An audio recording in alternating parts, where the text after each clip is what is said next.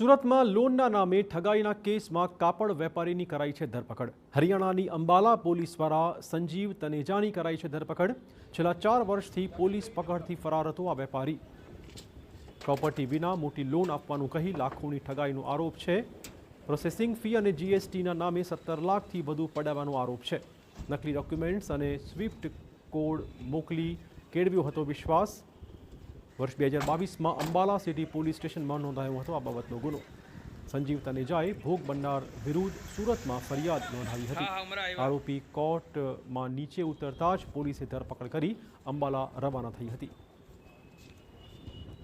એમના એ લોકોના વેપારિક ધંધાની વચ્ચે એમને કીધું કે એ બેંકને એક લોન કરાવી દેશે, જેના કમિશન પેટે એમને 17,16,000 રૂપિયા આપવા પડશે, જે બાબતનો ચેક સની ફેશને સંજીવ તનેજાને આપેલું। જ્યારે આ બધા ખોટા દસ્તાવેજો ખબર પડ્યા કે આજે બેંકના જે 5,72,00,000ના જે ઇસ્યુ થયેલા દસ્તાવેજો છે તે બધા ખોટા છે, ત્યારે મુકેશ અલગે અંબાલાની અંદર 2022માં જ એક FIR કરાવેલી ધોખાધડીને વિશ્વાસઘાતની સંજીવ તનેજા વિરુદ્ધ।